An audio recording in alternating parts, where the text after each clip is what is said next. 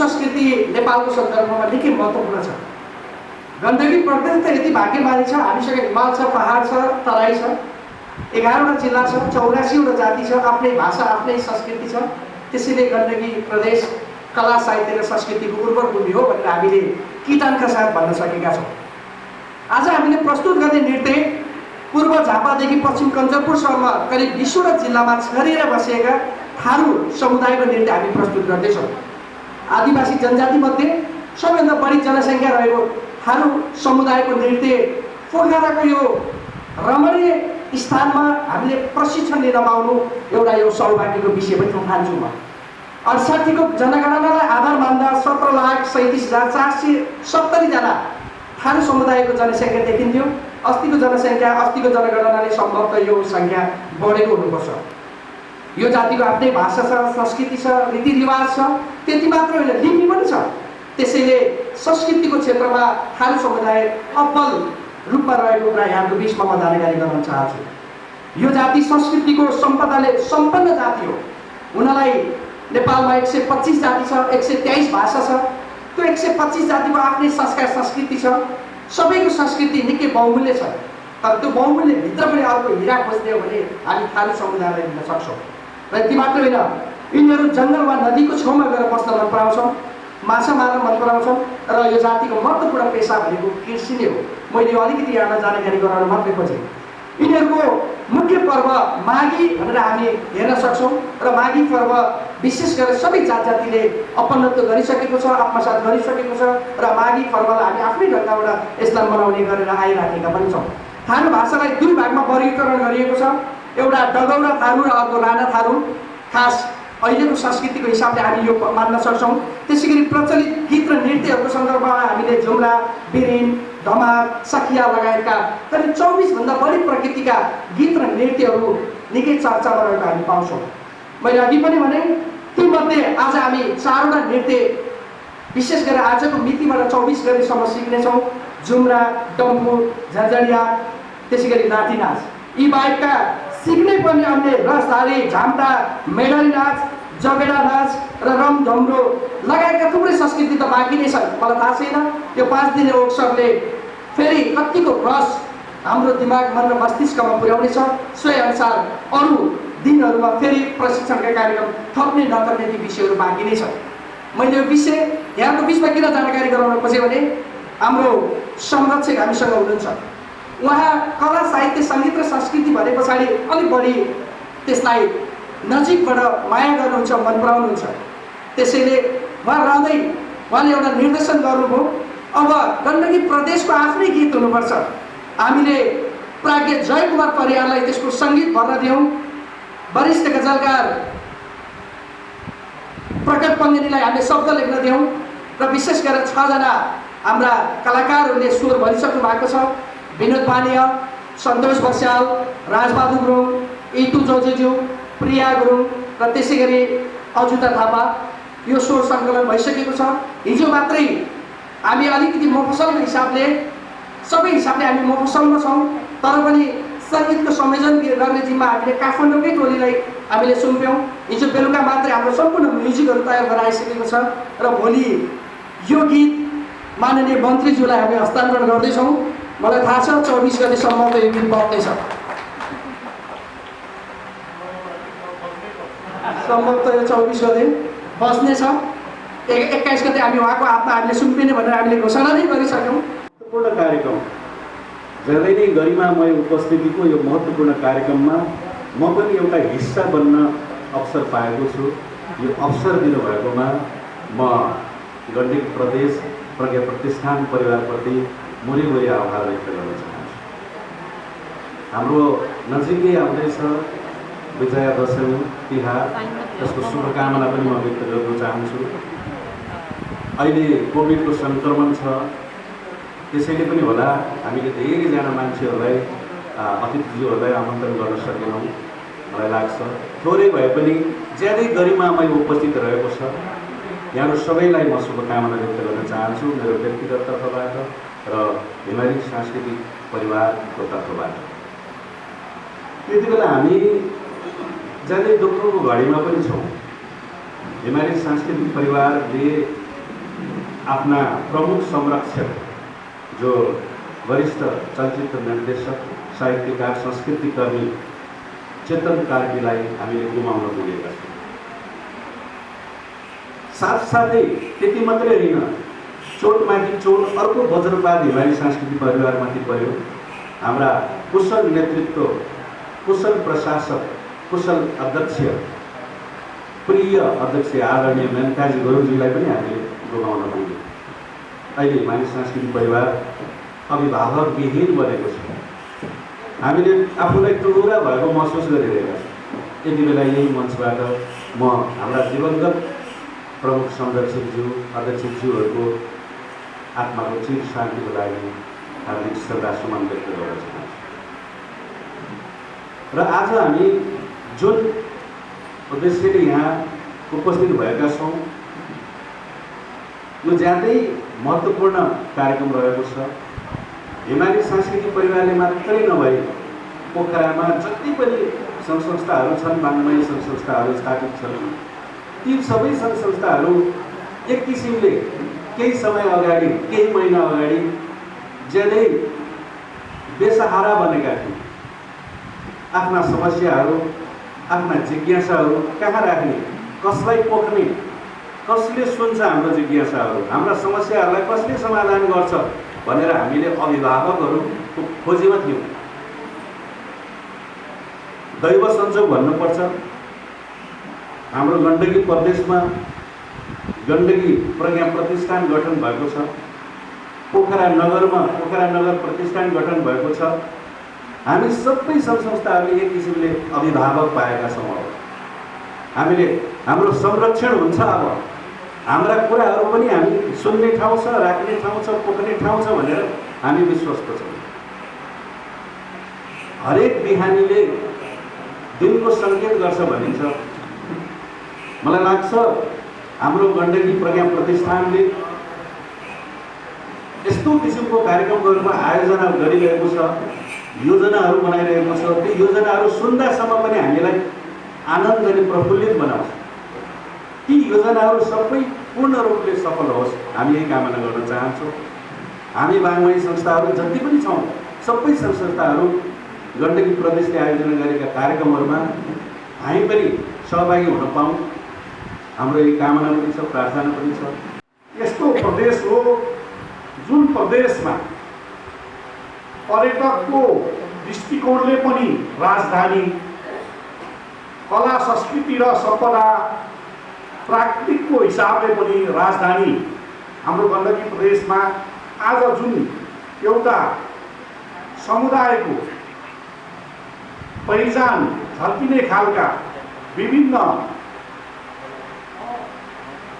नृत्यहरू तपाईँहरूले प्रस्तुति गर्न र त्यो नृत्यहरूलाई अझै निखारेर त्यो समुदायको विशेष गरेर प्रभाव देखिने खालका, त्यो समुदायको आत्मालाई छुने खालका र त्यो समुदायको अपनत्व झल्किने खालका नृत्यहरू जुन तपाईँहरूले गराउनको लागि र त्यो समुदायमा स्थापित गर्नको लागि तपाईँहरूले जुन एउटा कार्यशाला गोष्ठी राख्नुभएको छ, मलाई लाग्छ यसले पक्कै पनि सफलता पाउनेछ र सफलताको शुभकामना पनि दिन चाहन्छु।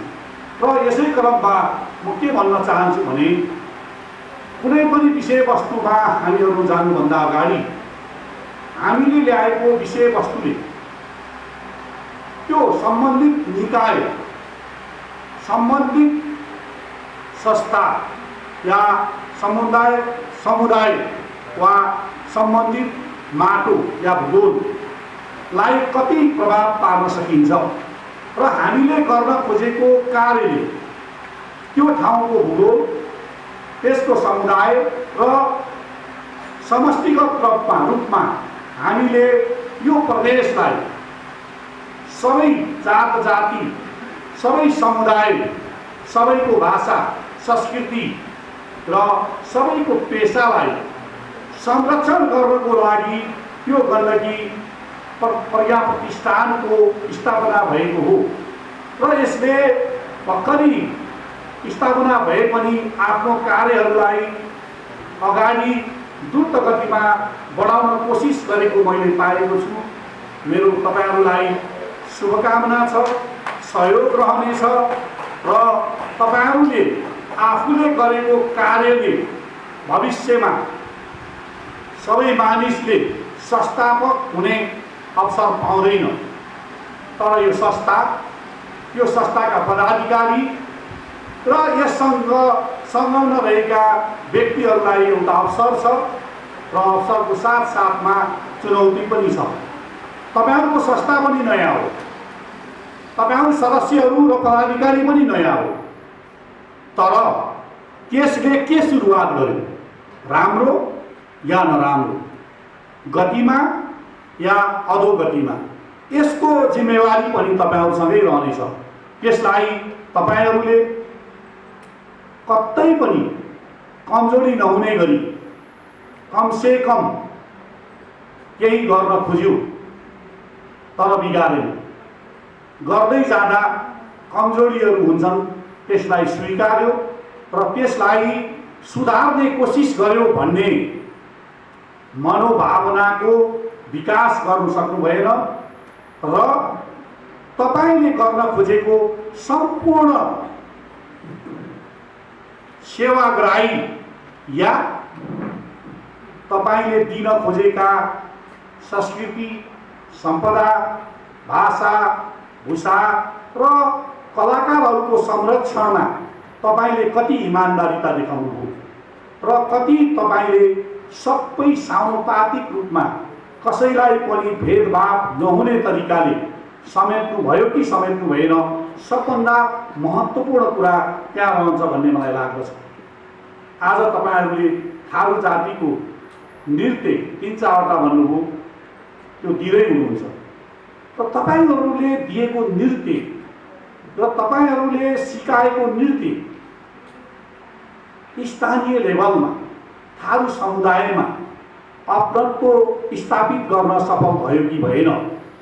तपाईहरूले नृत्यको लागि नृत्य प्रशिक्षण गर्दै हुनुहुन्छ या सम्बन्धित निकाय वा त्यही समुदायका साथीहरूलाई अपरत्व लिएर त्यही समुदायका जनसङ्ख्याहरूलाई त्यो नृत्यप्रति आकर्षण गरेर त्यो नृत्य हेर्नको लागि गण्डकी प्रदेशको पोखरा मात्रै होइन, नवलपुर किन नजाने, नवलपुरको थारू भिलेजहरूमा किन नजाने र हामी थारू भ्यालेजहरूमा पुग्दा गण्डकी प्रज्ञा प्रतिष्ठानको कार्यशाला गोष्ठीमा सिकेर आएको कारणले आज हाम्रो यो थारू भिलेजहरू, थारू गाउँहरू हामीले आय आर्जन गर्न सफल भयौँ र हामीले यति आन्तरिक पर्यटक र बाह्य पर्यटकहरू भित्राउन सफल भयौँ भन्ने कुरा तपाईहरूले त्यो लोकालिटीमा प्रमाणित गर्न सक्नुभयो भने बल्ल यो कार्यशाला गोष्ठीको अझै महत्त्व बढ्छ भन्ने मलाई लाग्दछ र त्यतातिर तपाईहरू अग्रसर हुन म आग्रह र निर्देशन पनि गर्न चाहन्छु। प्रतिष्ठान आज 20 गतेको दिनबाट हामीले थारू नृत्य कार्यशाला को सञ्चालन गर्दैछौँ।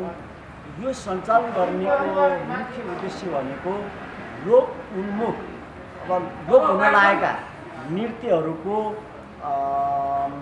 हामीले चाहिँ जागरण गर्नुपर्छ। नृत्य भनेको यस्तो हो कि जसले आनन्द दिन्छ, आनन्द दिएपछि मान्छेको आयु बढ्छ। त्यसकारण यसको धेरै महत्त्व छ। हाम्रो देश नेपाल विविध सांस्कृतिक बहुसांस्कृतिक बहुभाषिक जुन हामी भन्छौँ त्यस्तै एउटा नृत्यमा पनि हामी गण्डकी प्रज्ञा प्रतिष्ठान स्थापना भएदेखि यो पहिलो कार्यक्रम हो र सम्बद्ध नेपालमा गण्डकी प्रज्ञा प्रतिष्ठान यस्तो कार्यक्रमको आज आरम्भ गर्दैछ जसले हाम्रा नृत्यमा रुचि राख्नेहरूलाई राम्रा प्रशिक्षण दिएर असल प्रशिक्षकले उनीहरूलाई अनुशासित बनाएर उनीहरूको नृत्यबाट लाभ लिनेछन् र हाम्रो जुन अहिले थारूको नृत्य छ त्यो नृत्य भनेको हामी त पहाडतिर छौँ तर थारूहरूलाई हामीले के भन्यौँ हामी गण्डकी प्रज्ञा प्रतिष्ठानले कुनै भेगको आधारमा हामी क्षेत्रीयताको आधारमा भिन्नता गर्दैन। जातको आधारमा भिन्नता गर्दैन, यस उमेरको आधारमा भिन्नता गर्दैन, लिङ्गको आधारमा भिन्नता गर्दैन, धनी गरेको भिन्नता। यसले त जसको प्रतिभा छ त्यसलाई प्रस्फुटन गर्नको निम्ति यो एउटा साझा घर हो। गण्डकी प्रज्ञा प्रशिक्षण भनेको यहाँको 11 जिल्लाका प्रतिभाहरूको साझा संस्था। त्यो साझा संस्थामा नाच्न पाइन्छ, गाउन पाइन्छ। यसको विकास गर्नको निम्ति भाषा, साहित्य, कला, संस्कृति लगायत यस्तो नृत्य जुन ल्याएका छौँ, यसले चाहिँ नेपाली जनतालाई मात्रै होइन विदेशमा धरि नेपालमा कस्तो नृत्य हुन्छ त भन्ने कुराको पनि एउटा नमुनाको थालनी हामीले गर्दैछौँ। आगामी दिनमा जस्तै थारू नृत्यबाट सुरु भएको छ, पहिलोपटक गर्दै हुनुहुन्छ, अब यसलाई कसरी अगाडि बढाउनुहुन्छ? नेयरहरूको पनि हामी नृत्य गर्छौँ भने छेत्री बाहुनहरूको लोप हुनुभएको बालुङको पनि नृत्य गर्छौँ। हुनसक्छ त्यहाँ लाखे गुरुङहरूको घाँटुको अब यो देखाइरहेकोलाई पनि हामीले मौलिकपन दिन्छौँ कि अहिले के आएको भने तीजको गीतमा रतोली गा जस्तो छ नि, यो हामी हुन दिन्नौँ। आज थारू नृत्यको जुन हामी तालिम दिन्छौँ उनीहरूलाई, त्यो थारू नृत्यमा हुनुपर्ने मौलिकपन दिनको निम्ति त्यहीँको समुदायका प्रशिक्षक ल्याएका छन् र उहाँले के दिनुहुनेछ भने हामीलाई विश्वास छ उहाँले थारूको मौलिक जुन नृत्य हो त्यो चाहिँ यहाँको हाम्रो विद्यार्थीहरू जो आएका छन् सिक्नको लागि उहाँहरूको लागि ज्ञान हुनेछ। यहाँ त धेरै जसो प्रशिक्षक नै आउनुभएको छ, उहाँहरूले त्यो सिकेर पाहाडमा पनि थारू नृत्यको महत्त्व बढाउनु हुनेछ, त्यसले हामीलाई फाइदा हुनेछ। हुन्छ, धन्यवाद। धन्यवाद। थारू नृत्य कार्यशाला 2018को चाहिँ संयोजक यति बेला गण्डकी प्राज्ञ प्रतिष्ठानले नृत्यको लागि कार्यशाला आयोजना गरिरहेको छ र सुरुमा हामीले चाहिँ थारू नृत्यको कार्यशाला गर्दैछौँ जुन आजबाट सुरु हुँदैछ र यो 5 दिनसम्म रहनेछ। र थारू नृत्य कार्यशाला 2078को लागि आदर्श महतो सर आइसक्नु भएको छ। उहाँले प्रशिक्षण दिँदै हुनुहुन्छ र प्रशिक्षार्थीको रूपमा धेरै यो पोखरा र पोखरा भ्यालीभन्दा बाहिर रहेर गण्डकी प्रदेशभित्र रहेको सबै नृत्य प्रशिक्षक कम्तीमा नि 5 वर्ष योग्यता जुन नृत्य प्रशिक्षण गरिसक्नु भएको छ उहाँहरूले चाहिँ एज अ प्रशिक्षार्थीको रूपमा हुनुहुन्छ र यसमा हामीलाई सहकार्य गण्डकी प्राज्ञ प्रतिष्ठानलाई सहकार्यको निम्ति लोक नृत्य कलाकार सङ्घ कास्की रहनु भएको छ र आजको यो भोलुन्टियरली रूपमा लगायत धेरै कुराहरूमा उहाँहरूको सहकार्य रहेको छ। सँगसँगै धेरै यो सहभागीहरूलाई चाहिँ जुटाउनको लागि पनि धेरै सहयोग मिलिरहेको छ। लगभग हामी यसैको तयारीमा लागिरहेका छौँ। विशेष गरेर थारू समुदायको केही नृत्यहरू अब 5 दिनमा हामी धेरै कुराहरू त सिकाउन सक्दैनौँ, तर धेरै कुराहरू नसके पनि केही कुराहरू चाहिँ हामीले यो कार्यशालामा चाहिँ सिक्नेछौँ। विशेष गरेर गाउने बजाउनेदेखि लिएर त्यहाँको अर्ग्यानिक त्यहाँको लोकालिटीमा कसरी नाच्ने गरिन्छ त्यसको बारेमा चाहिँ हामीले यो कार्यशालामा चाहिँ नृत्य प्रशिक्षण गराउनेछौँ। सहभागिता कतिजनाको हुन्छ? सहभागी यति बेला चाहिँ 30 जनाको हामीले कोटा नै 30 जना बनाएका थियौँ, त्यसैले 30 जनाको सहभागी भयो। कसरी छनौट गर्नुभएको नि सहभागी? छनौट गर्दाखेरि चाहिँ हामीले सहकारी संस्था लोक नृत्य कलाकार सङ्घलाई चाहिँ हामीले जुन जिम्मेवारी दिएका थियौँ उहाँहरूले चाहिँ उहाँहरू र हामीहरूको सल्लाह अनुसार कम्तीमा पनि 5 वर्ष नृत्य प्रशिक्षकको रूपमा काम गरिसकेको। विशेष गरेर जुन कल्चरली रूपमा लोक नृत्यसँग सम्बन्धित भएर के अरे प्रशिक्षण दिइराख्नु भएको छ उहाँहरूलाई हामीले बायोडाटाहरू मागेर फर्महरू भराएर त्यसरी चाहिँ छनौट गरेका छौँ र धेरै जनाको बायोडाटाहरू आइसकेको थियो। तर पनि त्यो मध्ये पनि हामीले सेलेक्टेडलाई मात्रै जसले लामो समयबाट यो क्षेत्रमा लागिराख्नु भएको छ उहाँहरूलाई चाहिँ विशेष महत्त्वको साथ हामीले यस कार्यशालामा चाहिँ सहभागी गरायौँ। विशेष गरेर यो कार्यशालामा यस्तो खालको जुन नृत्य प्रशिक्षकको रूपमा आइसकेको हुनुपर्ने भनेर भन्ने खालको कुराहरू किन हामीले ल्याइरहेको भन्दाखेरि कतिपय त एज अ सिक्ने रहर हुन्छ तर त्यो चाहिँ हामीले तत्कालै त्यसको रिजल्ट चाहिँ पाउँदैनौँ। एज अ नृत्य प्रशिक्षकहरूलाई नै हामीले प्रशिक्षण दियौँ भनेदेखि त पक्कै पनि उहाँहरूले चाहिँ आफ्नो विद्यार्थीहरूलाई सिकाइहाल्नुहुन्छ होइन। उहाँहरू त्यो भएर पनि रिजल्ट छिटो नै पाउने भएको कारणले अथवा सिकाएर पनि त्यसको महत्त्व रहने भएकोले चाहिँ चाहिँ हामीले नृत्य प्रशिक्षकहरूलाई नै टार्गेट गरेका छौँ र अहिलेको यो प्रशिक्षण विशेष गरेर कार्यशालामा चाहिँ करिब 25 वर्षसम्म निरन्तर रूपमा नृत्य प्रशिक्षक गरिसकेको आफ्नो अनुभव सक्नु भएको र अहिलेसम्म निरन्तर लागिराख्नु भएको उहाँको पनि सहभागी रहेको छ। सुरुमै अब पहिलोपटक गर्दै हुनुहुन्छ अनि थारू नृत्यलाई रोज्नु भएको छ, कारण यस्तो हो, अब हामीले विभिन्न लोक नृत्यहरूलाई चाहिँ प्रोत्साहन अथवा लोक नृत्यहरूको बारेमा धेरै कार्यशालाहरू राख्ने भन्ने सोच भइरहेको छ। यति बेला सुरुमा हामीले गण्डकी प्रदेशको पनि हामी जुन भूगोलमा छौँ योभन्दा थोरै बाहिर जाउँ न भनेर भन्ने रिजनले चाहिँ हामी चाहिँ अब यतातिरको जुन हामीले देखिरहन्छौँ, अब किनभने पोखरा विशेष गरेर हामी अहिले हाम्रो कार्यालय पोखरामा भएको रिजनले चाहिँ पोखरा चाहिँ अब गुरुङहरूको अलिकति बाहुल्यता भएको देखिन्छ होइन, त्यो रिजनले पनि हामी यहाँबाट थोरै बाहिर जाउँ न भनेर भन्ने कारणले चाहिँ हामी सुरुमा थारू समुदायको थारू नृत्यको लागि कार्यशाला गर्दैछौँ। अब यसलाई कसरी अगाडि बढाउँदै हुनुहुन्छ? अब हामीले हाम्रो टार्गेट चाहिँ यो वर्षमा चाहिँ हामीले 4वटा कार्यशाला गर्दैछौँ। विशेष गरी यो पहिलोपटक हामी थारू समुदायबाट लियौँ, त्यस पछाडि हामी गुरुङ समुदाय, नेवार समुदाय, त्यसपछि क्षेत्रीय ब्राह्मण समुदायको बाल नृत्यसँग सम्बन्धित कार्यशाला पनि गर्दैछौँ। गण्डकी प्रदेशमा नृत्यको अवस्था कस्तो पाउनु भएको छ तपाईँ? गण्डकी प्रदेशमा विशेष गरेर नृत्य सांस्कृतिक रूपले एकदमै धनी मान्ने गर्छु म आफै पनि र हामीले पाइरहेका पनि छौँ र विशेष गरेर नृत्यहरू चाहिँ हामीले पाउनुपर्ने अथवा गर्नुपर्ने नृत्यहरू चाहिँ अघिल्लो पुस्ताहरूबाट निकै निरन्तर रूपमा लागिरहनु भएको, किनभने अहिले हामीले पनि देखिरहेका छौँ अहिले सहभागी हुनेहरूमा थोरै भनेको पनि 5 वर्ष अनुभव छ र धेरै 25 वर्षभन्दा माथिको अनुभवहरू उहाँहरूले बटुलिसक्नु भएको छ।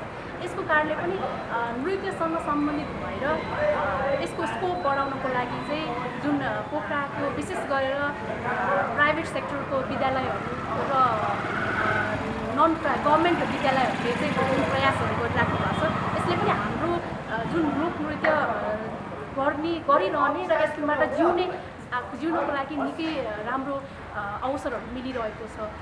यसो नहुँदो हो त नृत्य मात्रै गर्ने आफू जिउनको लागि चाहिँ अर्कै पेसा अँगाल्नुपर्ने खालको त्यस्तो भएको भएदेखि यो खालको निरन्तरता हुन्छ नि, मान्छेलाई त जन भन्नाले जीवन जिउनको लागि त केही आम्दानीको स्रोतहरू हुनुपर्छ।